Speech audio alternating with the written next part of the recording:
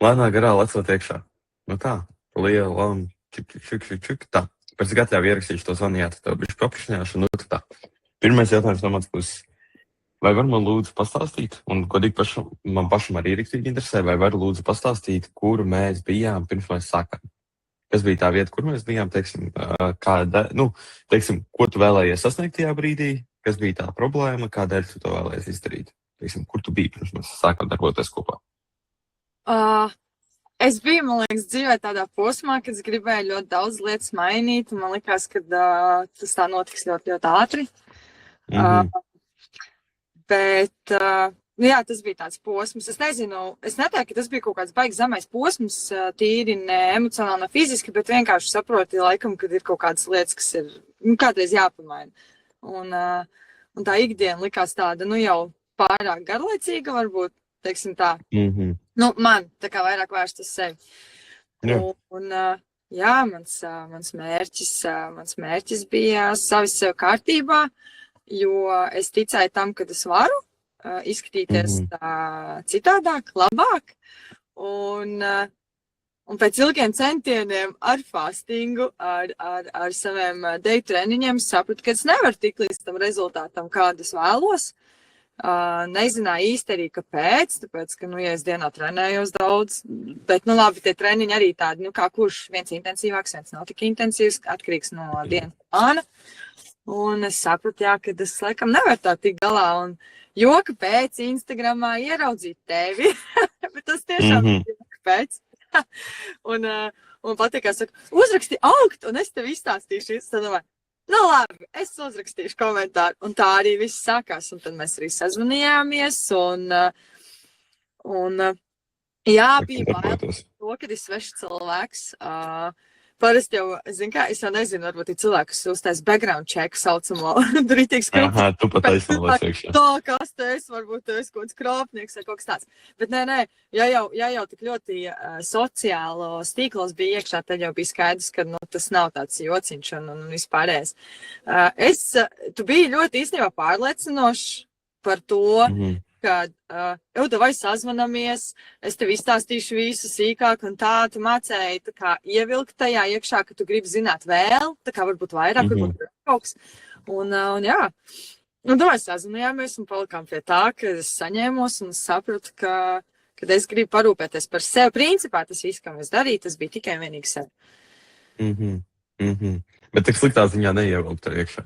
Nē, sliktā ziņā nē. Okay. Iedētas faktors, tas nezināmais, pieņemsim tās izmaksas un tas laiks, kas tev ir jāvelta, ar ko tev būs jārēķinās. Tas ir parasti tāds, man liekas, tāds, ne tā bailīgākais faktors, tāds nezināmais. Tev nav bail no tā, bet tu nezini, ko sagaidīt, ko no tevis gaidīs. Un es biju iedomājusies, kad man sakos līdzi, pēc mazai no rīta, tu neesi izdarījis to un to, bet nē, viss kārtībā. Bet jā, es saku, šis bija priekš manis, es jūtos ļoti labi, nenožēloju ne mirkli vispār.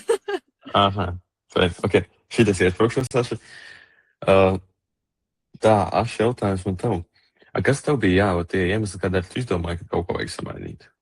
Teiksim, kas tev bija, kas tevi dzina uz priekšu, ka tāds pāris, vajadzētu varbūt tur saldēt kaut kāds pāris līgos, vai gribētos uzlabot foršāku formu, kas tev bija tas, kas tevi dzina uz priekšu, vai situācijas, kurās tu par to iedomājies UTT? Mani laikam dzina uz priekšu tas, ka mani neapmierināja mans vēders, teiksim tā.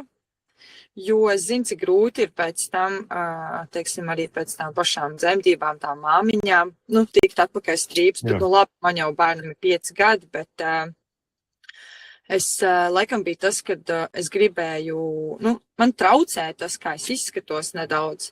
Ne tik, cik varbūt nebija jau tā, kad es skatījos bildes, man jau nelikās, ka tas ir kaut kas vai crazy, kā es izskatījos pirms tam, bet es sapratu, ka kad es varu tomēr uzlabot to visu, un tagad man ir tā, ka es paņemu kaut ko, un es zinu, ka viņu uzvilkšu, man būs vienalga, jo man nav jāstraucās vairs par to, kāds izskatīsies man mugurā.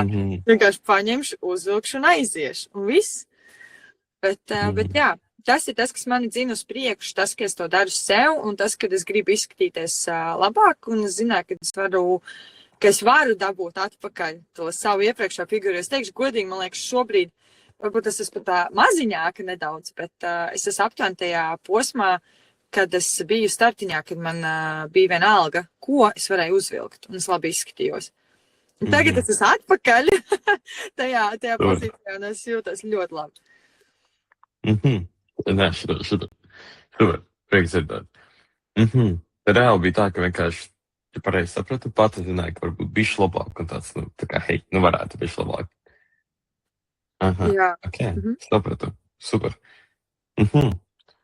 Jā, un tu jau ieminējies arī par to fastingu, par to, ko vispār biji mēģinājusi, pirms mēs sākām strādāt kopā, ja? Ko tu biji mēģinājusi un kā tev bija gājis, pirms mēs lecām iekšā?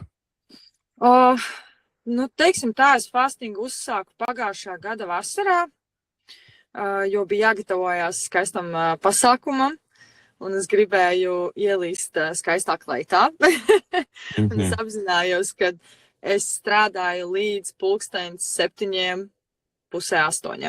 Tāda ir mana diena. Es esmu pēcpusdienas cilvēks, un līdz ar to es sapratu, braucot mājās, es reizēm pat neēdu vakariņas, jo es zināju, ka es aiziešu pēc tam uzreiz gulēt, vai arī nedaudz vēlāk tas nemainīs faktu, es būšu pieēdusies un nekas nemainīsies. Respektīvi, ka tu aizēji gulēt pēc ēšanas un jēgas nekāds. Un tad es sāku fastot, un es neēdu pēc 7:30. Principā man bija uz darbu sagatavot visādi snēki, tad jau es sāku iesaistīt nedaudz proteīnu iekšā, tos dzērienus, bet teikšu godīgi, 8 no rīta man jau kurkstēja vēders, ka viņš vienkārši grib ēst. Un tā es sev mocīju, principā, līdz šim brīdim, jā. Bet teikšu godīgi, es īsti varbūt nedaudz redzēju izmaiņas, bet man tajā brīdī pat mājās svari nebija. Es nezināju, cik es svaru, pilnīgi neko. Es vienkārši neēdu pēc 7:30, un tas bija tas mans loks, ko es ieturēju. Labi, reizēm varbūt vasaras posmā, kad atpūšās ar draugiem, tad ir savādāk, bet jā. Un tas bija tas, ko es biju arī darījusi, un viss, un man nekas nemainījās. Man bija treniņi, es vasaras posmā esmu aktīva ar skriklanēm un riteni, un tas bija viss, kā es to laiku pavadīju, un es sapratu, ka laikam tas bija lēni, tas notika lēni, bet laikam, tāds laikam ir. Bet tad es nezināju, kā pareizi ēst. Es tiešām sēdu visus, vienkārši neēdu pēc 7:30. Bet cik sapratu arī no tevis, tu iepriekš ieminējies, ka tev jau bija tā, ka tev likās, ka, hei, es daru plus mīnus visu pareizi, es jau kustos tik daudz, es vēl fāstoju, es vēl rūt kādreiz bišķi piedomāju pie ēšanas, bet bādas vairs nekrītas. Cik sapratīju no tevis? Ok. Labi. Tad tagad, teiksim, kādas rezultātus esam sasnieguši pēc tā, ka mēs esam zaudējuši tos 10 kilogramus, cik mēs vidukli esam zaudējuši 14? Vai cik bija? Man ir 74 tagad, jā. Mēs sākām pie 77, cik tie sanāk 10, un, 13 centimetri. Kāda atšķirība ir? Teiksim tā, vai jūti kaut kur atšķirību? Vai precīzāk, kas ir tās vietas, kur tu personīgi vairāk izjūti atšķirību? Es jūtu un redzu atšķirību, jo tad, kad es uzsāku, man bija tā nepatīkamā sajūta, ka tu jūti, ka tie nav tauki, bet tā ir tā kā varbūt nedaudz liekā āda, ko tu jūti kustoties aktīvāk vai kā citādi. Nedaudz, nebija tā, ka crazy, bet nedaudz. Un tagad es redzu to atšķirību, cik tas viedoklis ir maziņš un cik vispār tas ķermenis izskatās pilnīgi savādāk. Es jau iesmēju, kad es no sāna puses jau bez mazai jau savus iekšējos kūpiņus redzēts vai presīt. un tas man sagādā ļoti lielu gandarījumu. Un, protams, arī kājas un rokas vispār, jā. Rokas. Es vienā dienā ceļu rokas, rādu meitēm stipras rokas un spēkšu pamanu, ka man ir nevis vienkārši roka, tur ir reāli muskuļi. Ka viņas tiešām ir... Jā, un es tā skatos, un beidzas tas treniņš, un es tā domāju, tā 1 minūte izvērnās žāli, piepies poguļi, pastāst tā, man ir rokas. Bet tas ir tas, ko es redzēju, jā, jo ņemot atpakaļ vecās bildes kaut kādas, ko es skatījos, kā es izskatījos, protams, sejā arī var ļoti redzēt. Man īstenībā ļoti daudz teica, ka jau ārēji sejā varēja pamanīt, kad es kaut ko daru citu, tā kā. jā, sejā nav tas uzblīdums, vairāk tāds liels, es nezinu, kāpēc tāds likās tāds, ka tā kā neliels pampums ir, bet tagad vispār galīgi nē. Un jā, tas ir tās atšķirības. Arī, protams, kājas. Varēja ļoti daudz uzreiz momentā tā redzēt, tāds sīks niansīts, kas tev, pirmais, protams, viduks bija ļoti, ļoti izteikti. Un rokas, jā, ar laiku jau, un pēc tam jau arī kājas un vispārējais, jā. Bet pamazām, un tas rezultāts ir vienkārši amazings, kā es pirmās 2 nedēļas skatījos tās bildes, un man draudzene parādīs, saka, pasties, kā es uzsāku. Es saku, ak, Dievs, Evit, nopietni. Es saku, nopietni. Aha. Super. Aha. Un vai ir kāda dzīves daļa vai kaut kāda konkrēta lieta tieši, teiksim, ikdienā vai dzīvē, kur tu esi sajūtas, ka šī atšķirība, ka tur ir jūtama? Vai tas ir tas pats, ko tu jau ieminēji, ka, hei, var uzlūkt to, ko tu vēlies, un tā kā nedomā divreiz, ka der tieši tā, kā tu vēlies, lai tu darētu, vai varbūt kur citur, teiksim, vai ir vēl kāds tā kā, jā, kur tu sajūti to, ka mēs esam šo izdarījuši? Rīta treniņos. Tas rīta treniņos, kuriem es speciāli braucu, lai es nebūtu mājās un lai es trenētos. Tie bija rīta treniņi un noteikti, jā, tas, ka tu vienkārši paņem, uzvelc, ko tu gribi un visu, un tu jūties labi. Jo parasti tā, es nevaru no mājas iziet ārā, ja es uzvelku apģērbu un es viņā nejūtos labi. Man ir 10 reizes pārvilkšana, pārģērbšana, vispārējais. Tagad ir tā tikai un ārā pa durvīm, viss. Tas ir tas, jā. Un, protams, arī miega kvalitātes, pateikšu godīgi. Tas arī tas, kurā ļoti, ļoti varēja izjust šo visu. Bet arī treniņi arī.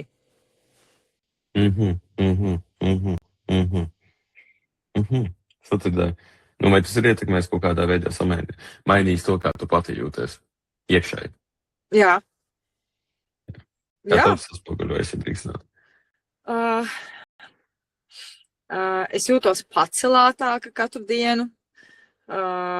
Es vairāk izvēlos sapucēties nekā skriet ikdienas treniņos. Teiksim tā, ne ļoti, bet jā. Gribas uzvilkt kaut ko sievišķīgāku, kaut ko tādu, ko es varbūt esmu atstājis skapī uz kādu ilgāku laiku. Es tagad sāku vilkt vecās drēbes ārā. Un tad smējos, ka kāda jēga man īsti tāpat nedara. Liela palikuši? Jā, es esmu man ir izmērs, man liekas, biksēm 1 vai 2 noteikti.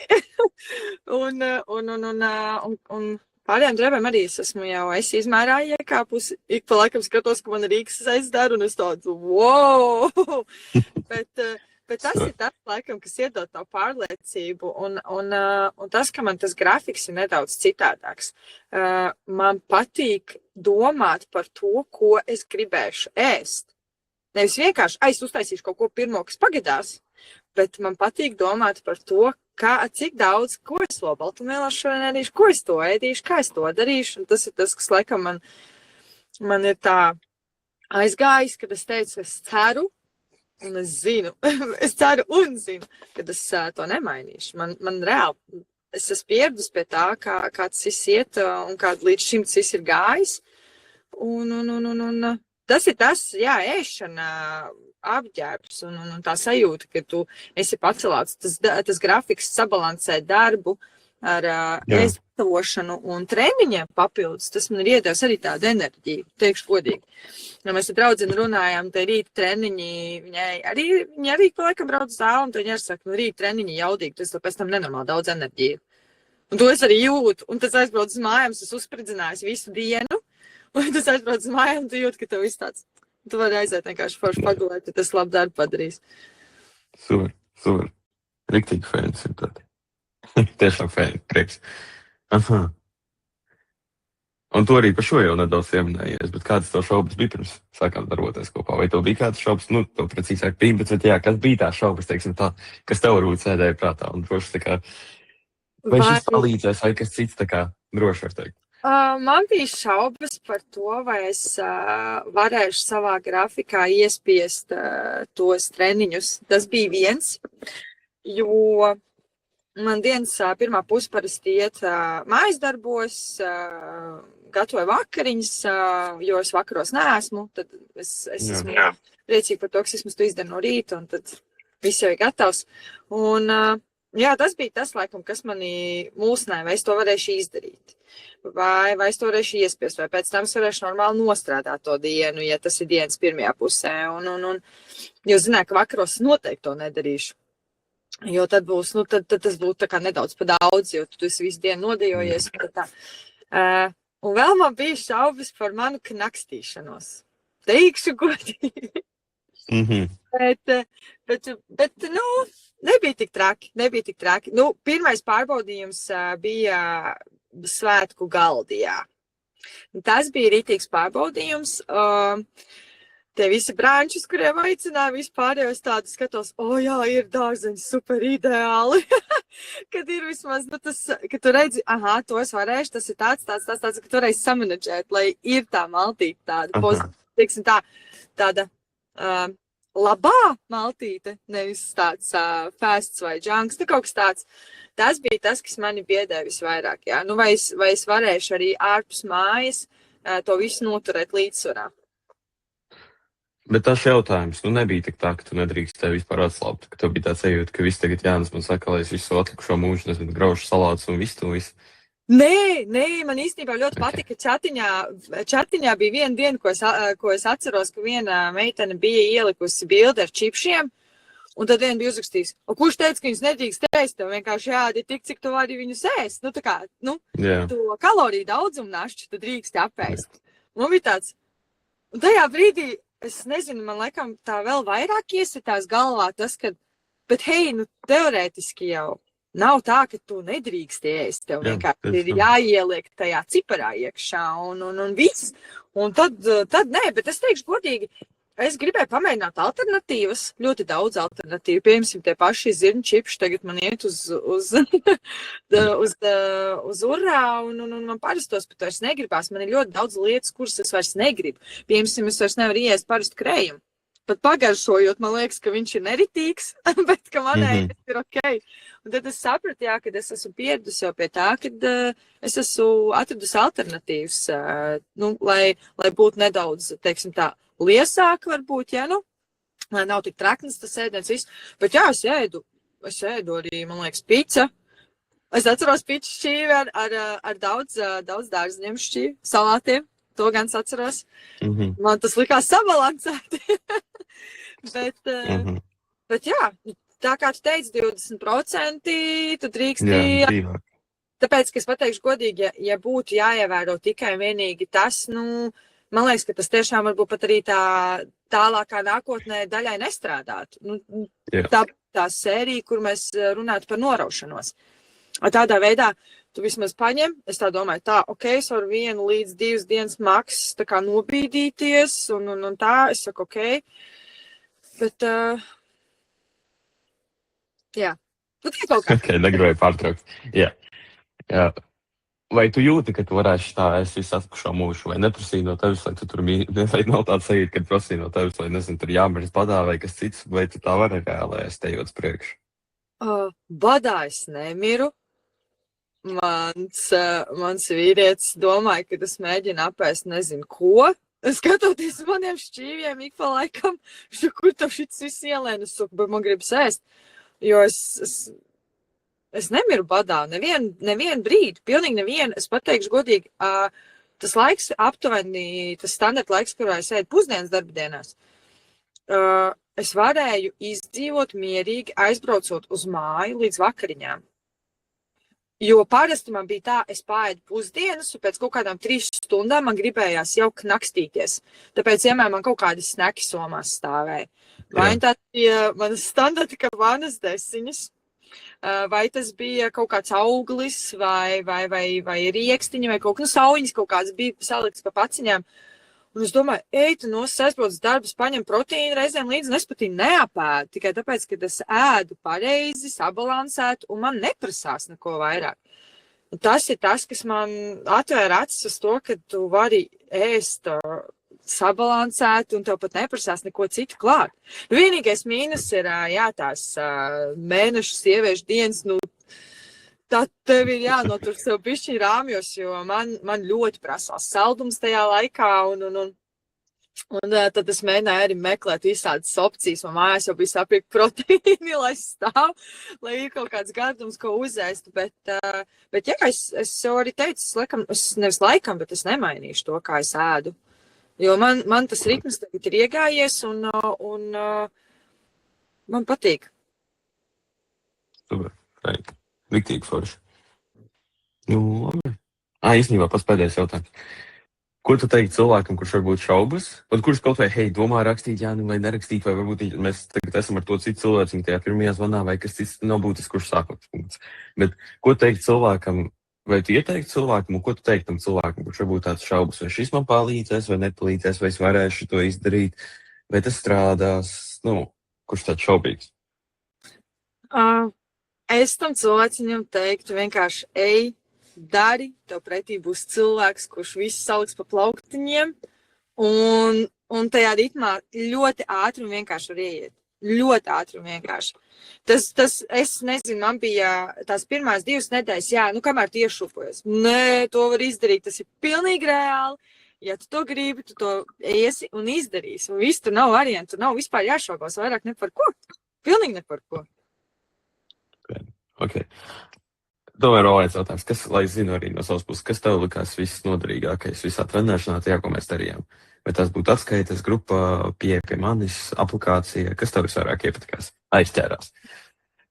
Man patika atskaites, jo tad es jūtu to klātesamību, kad tev kā trenerim nav viena alga, ka tu tomēr redzi, ko es, pārskati, ko es ēdu, un, pasaki brīžos, kad, ir kaut kas ne tā.